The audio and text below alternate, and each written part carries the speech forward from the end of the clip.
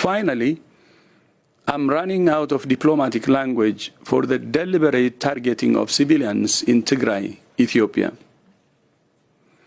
Earlier this week, the UN Secretary General Antonio Guterres said that, I quote, "The situation in Ethiopia is spiraling out of control. The social fabric is being ripped apart and civilians are paying a horrific price.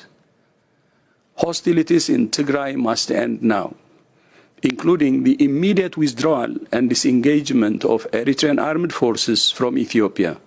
End of quote. The United Nations Human Rights Office has received reports of civilian casualties and destruction of civilian objects due to airstrikes and artillery strikes. Indiscriminate attacks or attacks that deliberately target civilians or civilian objects amount to war crimes. There is no other situation globally in which 6 million people have been kept under siege for almost 2 years. Banking, fuel, food, electricity, and healthcare are being used as weapons of war. Media also is not allowed, and every distraction of the civilians is done in darkness. Even people who have money are starving because they can't access their bank for 2 years. Children are dying every day from malnutrition. There are no services for tuberculosis, HIV, diabetes, hypertension, and more. Those diseases which are treatable elsewhere are now a death sentence in Tigray.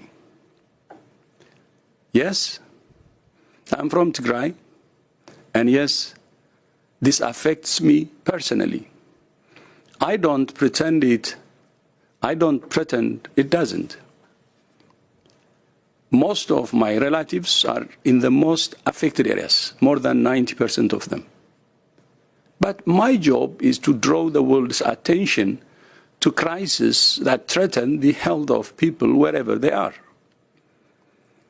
This is a health crisis for 6 million people, and the world is not paying enough attention.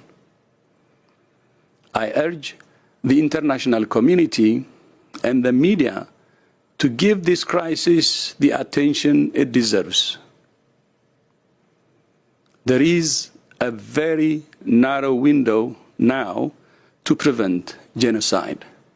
I repeat, there is a very narrow window now to prevent genocide in Tigray. Margaret, back to you.